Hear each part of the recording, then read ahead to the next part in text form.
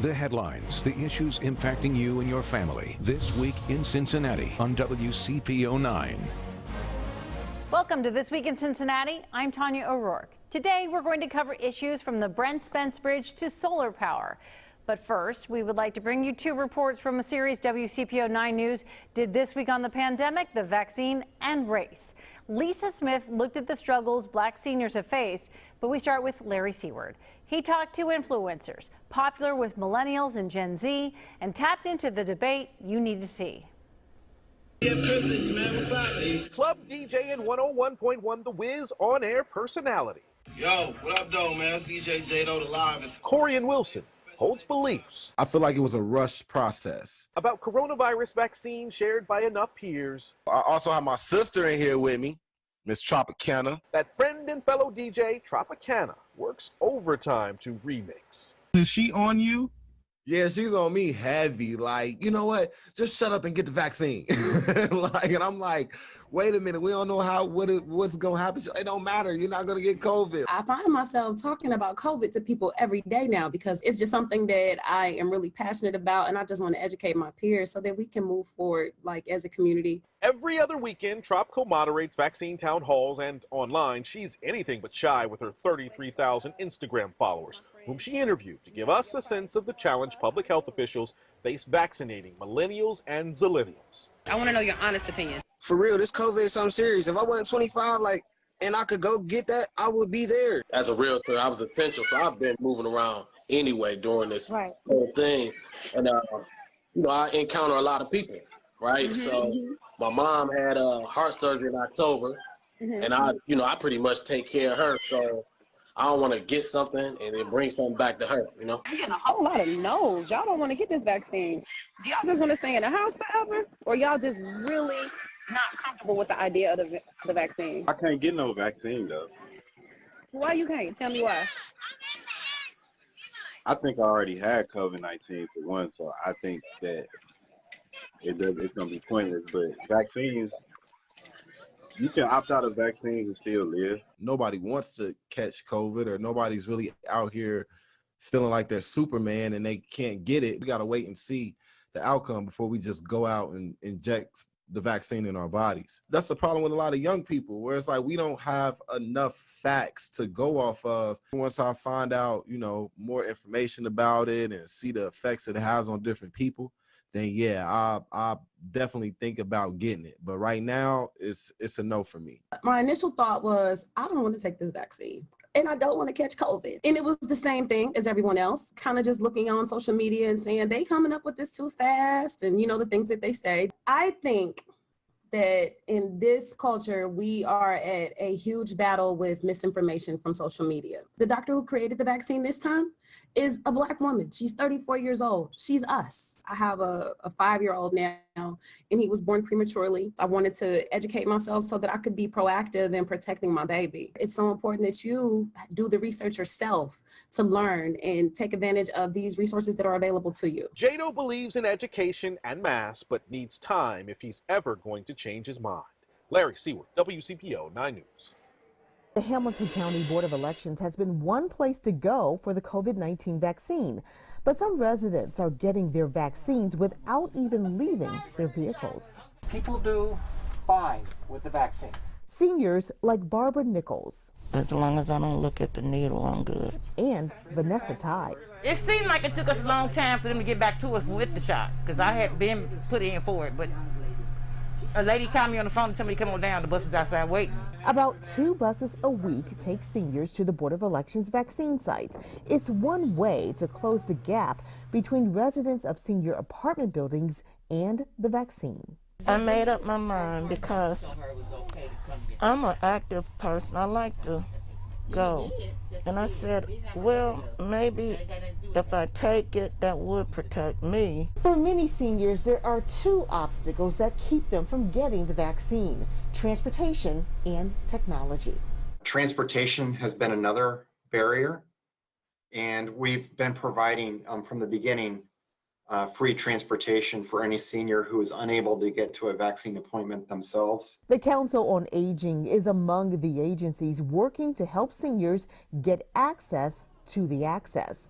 Strategies like transportation and registration at their buildings keep them from falling through the cracks. The Urban League has stepped in to help too. We hear about folks that are trying to access the scheduling via online, and the digital divide is really a barrier for a lot of folks in our community. Cinnamon Pelly with the Urban League says they developed this form to connect people to registration. They've turned the information over to local health departments, which has resulted in over 500 vaccine appointments.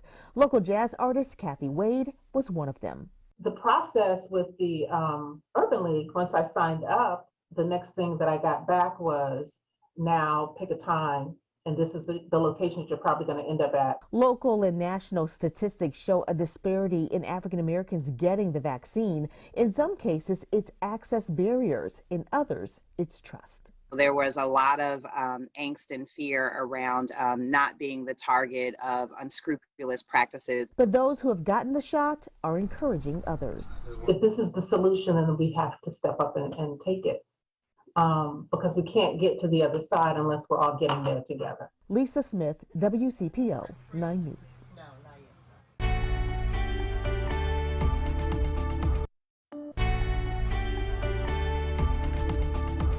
Welcome back. A few weeks ago on This Week in Cincinnati, the president of the Northern Kentucky Chamber of Commerce, Brent Cooper, presented the case for replacing the Brent Spence Bridge and why, after all these years, we could be on the cusp of doing just that. But the mayor of Covington sees it differently. Joseph Meyer says it's clear something has to be done about traffic on that bridge, but says the current plan to replace the Brent Spence would be terrible for his city. We spoke with him about that at length. Current Brent Spence Bridge corridor plan is absolutely devastating to the city of Covington, its residents, and its businesses. They're starting with simple things like the scale of the proposed bridges, where basically the plan calls for quadrupling the landing space in Covington for the Brent Spence Bridge. And take that 42-foot concrete pavement bridge that we have and add to it another bridge that's got 128 feet of pavement, and imagine the impact that that has on our Covington community. I mean, I-75 many years ago was a severe blow to the integrity of the city, and this pushes it over the edge. And the size of it is one thing, but it's not the only thing.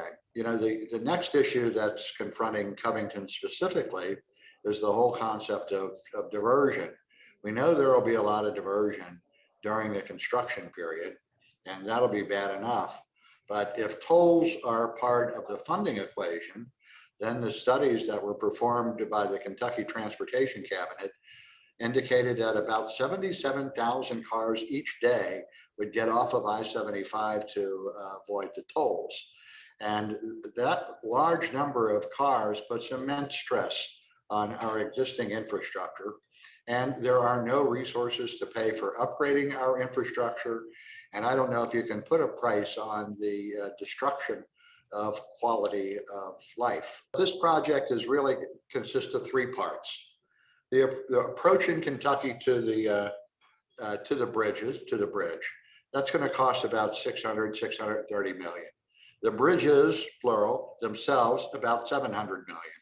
And then the Ohio approaches from the Ohio River back to, I don't know, 1,500 yards, or anyway, a little bit north of the Western Hills Viaduct. That's going to cost well over $1 billion. Okay. Well, if people from Kentucky want to go to downtown Cincinnati, they pay a toll. Okay. If people from Cincinnati want to drive on the most expensive part of this project to go to downtown Cincinnati, they pay no toll. Okay. The local traffic crossing the bridge is 65% Northern Kentuckians. Okay. So, and the plan is that 60% of the tolls derived from crossing the bridge would be paid to Ohio to pay for their share of this project. Now, how on earth is it fair for Northern Kentuckians to bear the brunt of the cost for improving an interstate in Ohio when the people from in Ohio are free riders? They're free riders. They're riding on the back of a project paid for mostly by Kentuckians, and they're not contributing a penny. Yeah, I think that's a horrible and a significant equity issue that needs to be addressed. The current predicament that we're in is the result of years and years of failed planning. You don't put three interstates, I-71, I-74, and I-71 on one single bridge. That is a recipe for disaster. We need to separate I-71 from I-75. And can that be done? Yes, it can. We could take I-71 to I-275, run it over to I-471, and straight over across I-471 to I-71. And that would mean decoupling the Fort Washington Way from I-75. And I will point out that the assumptions that are now, 15, 20 years old are acknowledged to be outdated. The traffic projections for the I-75 bridge are considerably lower than they were 5 or 10 years ago. So much has changed in the way of technology, in the progress of the transportation capacity. Just 2 weeks ago, Mark Polisinski from OKI was talking to the Covington Business Council about self-driving cars and about how the advent of this technology will significantly increase the capacity of our current network without adding an extra lane, without widening an extra lane, without building another bridge. Well, maybe ideas like that ought to be taken into consideration when this project is redesigned. And it absolutely needs to be redesigned because, like I say, we'll start with the basic premise. The scale of that bridge, those bridges on Covington, is unforgivably horrible.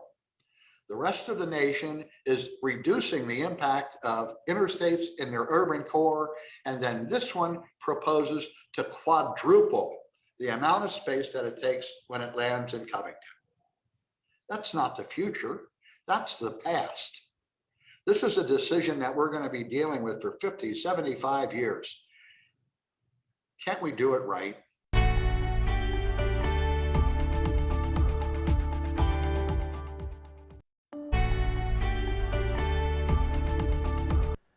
Welcome back to This Week in Cincinnati. There is a dramatic change taking place in how Ohio gets its electricity. Solar power sites are springing up all across the state, and especially in southwest Ohio. Last year, solar plants barely generated 100 megawatts of power. By the middle part of this decade, that could be up to 5,000 megawatts. To learn more about this change and what it means for all of us, I spoke this week with Dan Sawmiller with the Natural Resources Defense Council. Dan Sawmiller, thank you so much for spending some time with us to explain a little bit more about this solar age that we're in. So right now, we know that there are several projects all across Ohio in general, but specifically in Southwest Ohio, there are around 6 projects. Some of them don't have approval yet that are popping up. And some of these are pretty large projects. We'll get into those details in just a second, but why do you think there's suddenly this surge in not only solar power, but we're seeing even automakers, now switching over to, hey, we're just going to make electric cars by this certain date. This just seems to be a major wave. Why do you see this in Ohio? Yeah, really interesting. You had mentioned the auto sector. There's a lot of activity going on there, and Ohio is actually pretty well positioned to build out its battery manufacturing supply chain. And that whole supply chain is demanding renewable energy. And so corporate demand from the auto sector and really every sector of the economy is driving a lot of these renewable energy additions all around the country. But when you look at Ohio specifically, the first thing I'll say is the price of large-scale solar projects like these have declined nearly 90% over the last decade. It's one of the cheapest forms of generating electricity that we have today. And the folks that are buying this can lock into low fixed price energy contracts for a period of decades. And so it really brings certainty to business. But in Ohio, and particularly in the southern portion, I think he said there were 6 projects. I think there might be even more than that. But it has to do with the flat tillable land that we have, which is very well suited for solar development projects like this. We've also have existing transmission infrastructure that was there and used by our coal facilities that have been retiring over the last decade. So there's new capacity on those lines to bring on new generation and do it cost effectively. Then you add to that the overwhelming support from Ohio farmers. There was a poll recently that showed 2/3 of Ohio farmers really welcome this activity. It gives them opportunities to diversify their income, preserve their farmland, and these sort of things. So when you tie all that together, Ohio becomes a really, really attractive state for solar development. Clearly, for so many farmers, depending on what they happen to be growing, what industry they're tied to, farmers have struggled for years for a variety of reasons. Talking about that farmland, two projects, Highland County and Hecate, I think I'm pronouncing that correctly, has actually contracted with the city of Cincinnati, and Cincinnati Mayor John Cranley has spoken about this. And this would be the largest municipal farm. We're talking 310,000 solar panels, at least at the last numbers I looked at, covering is it 1,000 acres for that project? I think that is a lot of land to cover, and obviously there's some concern about seeing 1,000 acres covered in solar panels. Yeah, it's interesting. One thing I'll key in on is seeing it. There's a lot of great things you can do with solar development from a pedestrian standpoint. You can do vegetative screening and setbacks when you develop these projects. And that's what the developers do. They'll go in, they'll work with the landowners, they'll work with the neighboring landowners, and they'll look at where is this project going to be compared to where you live, where you drive down the road, and these sorts of things. And they can set these projects back from major roads, back from residential property, and then they can install vegetative screening, and the projects can effectively disappear. And after the temporary construction process, there's no noise, there's no pollution, there's no water discharge, there's no increased traffic for these facilities. And so it's really about as benign of a resource as you can have in terms of the use of this land. And while it sounds like a lot of acres, a lot of farmers are able to carve out a portion of their farm and put it into solar development and then maintain other areas of their ground to continue farming. It just gives more stability to the revenue of their farm to keep it in production. It still becomes a dance between solar, which then lessens the reliance on coal plants and nuclear plants or what have you, but there's still a dance that has to take place here because you're still going to need those other electric plants. Yeah, that's right. That's something that's been evolving over time. So Ohio is a part of a 13-state grid. All of our transmission infrastructure is connected among 13 different states, and PJM is the organization that manages that. And so they're responsible for ensuring reliable provision of electricity to consumers in these states, including in Ohio. And so they're managing these resources and turning things on and off as the supply is there to meet demand at any given time. And they carry a pretty healthy reserve margin to make sure that if a plant wasn't operating or wasn't available for any given reason, that there's reserve capacity to continue to meet our demand. But as this grows and this industry continues to proliferate, you're going to see more renewable energy supply, and with battery technology, PJM is able to manage that to make sure that we always have power when we need it.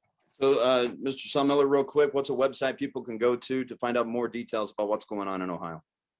Well, you can go to, I have a blog that I keep where I try to inform folks on what's going on in this industry. It's at nrdc.org. You can search for my name and find us. And there's also a group in the state called the Utility Scale Solar Energy Coalition. They're at ohiosolarcoalition.com, I believe. And you can get a lot of information about this industry and sort of where they're active on their website. All right, and just to let the viewers know, we did ask the state regulators to speak on this topic as well, but they said they couldn't speak right now due to pending legal proceedings. Mr. Dan Sawmiller, Natural Resources Defense Counsel, thank you so much for spending some time with us here. I know it's been brief, but hopefully folks will seek out some additional information online. Yeah, I appreciate being here. Thank you for inviting me. This Week in Cincinnati, we'll be right back.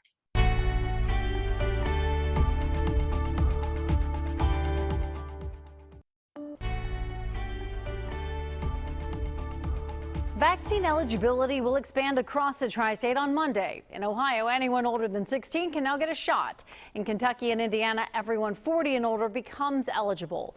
Indiana's mask mandate will also end April 6th, but the mask rules remain in place for now in Ohio and Kentucky.